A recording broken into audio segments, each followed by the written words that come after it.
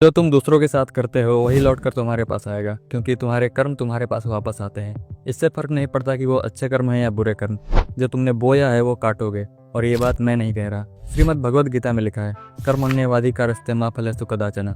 इसका अर्थ है तुम्हारा अधिकार केवल कर्म करने में है, फल पर नहीं। लेकिन इसका सीधा सा संदेश है कि जो तुम कर्म करते हो उसका फल तुम्हें कभी न कभी मिलता ही है। एक सदी के महान तपस्वी गौतम बुद्ध ने कहा था, what you think you become, what you feel you attract, what you imagine you create. इसका मतलब है कर्म से कोई नहीं बच सकता, अच्छा या बुरा सब वापस आता है। गुरु नानक देव ने कहा था, as she has planted so does she harvest, such is the field of karma. मतलब जो बीज तुम बोते हो वही फसल तुम्हें मिलता है। महात्मा गांधी ने भी कहा था, a man is but the product of his thoughts, what he thinks he becomes. इन्हीं लोगों की तरह और भी महान दार्शनिक यही सेम बात बोल चुके हैं। अब इतनी बड़ी बड़ी हस्तियां ये चीज कह रही हैं तो कुछ बात तो जरूर होगी इस बात में। ये सिर्फ आध्यात्मिक या स्पिरिचुअल बात नहीं है, इसे साइंस भी मानता है। सर आइजक न्यूटन का थर्ड लॉ कहता है, for every action there is an equal and opposite reaction. मतलब हर क्रिया के बराबर और विपरीत प्रतिक्रिया होती है। आओ इसे थोड़ा बारीकी से समझते हैं। इस दुनिया में कुछ भी यूं ही नहीं होता, सब कुछ एक पैटर्न पे चल रहा है। हर प्राणी का हर काम, हर सोच, हर इरादा एक बीज की तरह होता है जो वक्त आने पर अपना फल देता है। अच्छा हो या बुरा, वो इस बात पर डिपेंड करता है कि तुमने क्या बोया है। कर्म का हिसाब आज नहीं कल नहीं, पर जब भी होता है तो पूरी जिंदगी हिला देता है। रियल लाइफ में देखें तो ऐसे ढेर सारे एग्जांपल्स भरे पड़े हैं। एक वक्त था जब विजय माल्या को किंग ऑफ गुड टाइम्स कहा जाता था, लेकिन जब उन्होंने हजारों लोगों का पैसा दबाया, भरोसा तोड़ा, तो कानून ने उन्हें देश से दूर कर दिया और आज वो अपने ही फैसलों का बोझ ढो रहे हैं। बॉलीवुड में देखो तो कई ऐसे सुपरस्टार्स हैं जिन्होंने अपनी स्टार्टिंग पीरियड में दूसरों को दबाया, इंसल्ट किया, उनका कैरियर खराब किया। आज वो खुद फिल्मों के लिए तरस रहे हैं। क्यों?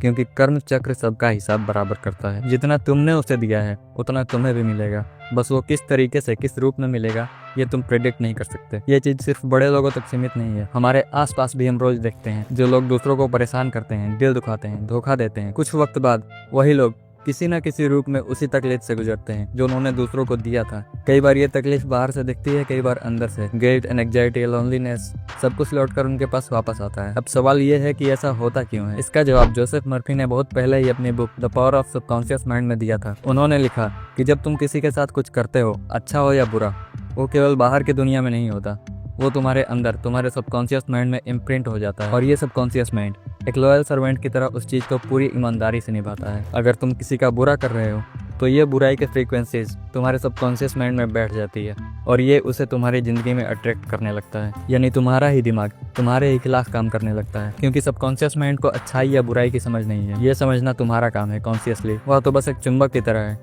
जो तुम्हारे उन सारे विचारों को, सारे इमोशंस को, सारी फीलिंग्स को तुम्हारी लाइफ में लाने का काम करता है, जो उस तक पहुंच जाती है। तुम्हारी सोच, तुम्हारे डिसीजंस, तुम्हारे कंडीशंस सब धीरे धीरे उस वाइब्रेशन से भरने लगती हैं जो तुमने दूसरों के लिए किया था। इसका सीधा सा कॉन्सेप्ट है, देखो, जब तुम किसी के बारे में कुछ भी सोचते हो कि मुझे इसके साथ ये करना है, तो तुम उस विचार को अपने दिमाग में सोच रहे हो।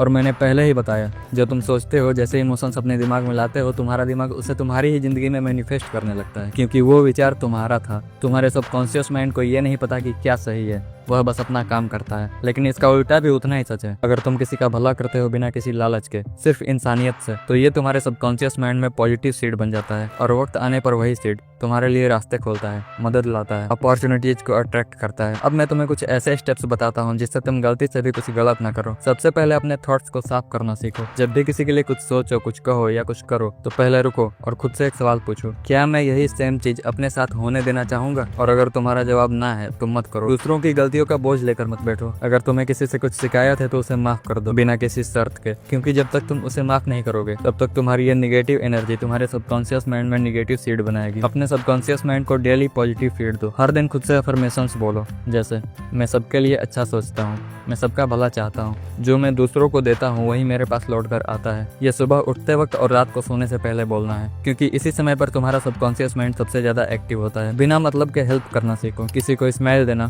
किसी को सुन लेना, या छोटा सा सहारा बन जाना। ये छोटी छोटी एक्टिविटीज तुम्हारे फ्यूचर को साइलेंटली हील करती है। और अगर तुम्हारे साथ कोई गलत कर रहा है तो ये याद रखना कि उसका सबकॉन्शियस माइंड सब देख रहा है। तुम्हें कुछ प्रूव करने की जरूरत नहीं है, बस अपने कर्मों को साफ रखो, क्योंकि ब्रह्मांड का सबसे बड़ा सच यही है, जो तुम देते हो वही लौट कर आता है, और जब आता है पहचान बताकर नहीं आता, सीधा असर छोड़ता है। तो सोचो, समझो और उसके बाद ही कुछ कहो या करो, क्योंकि जो तुम कर रहे हो वही तुम्हारा भविष्य बना रहा है। अगर सबकॉन्शियस माइंड को और बारीकी से समझना चाहते हो तो कमेंट में बताओ। इस वीडियो को एक लाइक करके बाकी लोगों तक पहुंचाओ जो कर्म चक्र में उलझे हुए हैं। आने वाली वीडियोज के लिए चैनल को सब्सक्राइब करके रख लो, मुझे पता है तुम अचीव कर लोगे। All the best.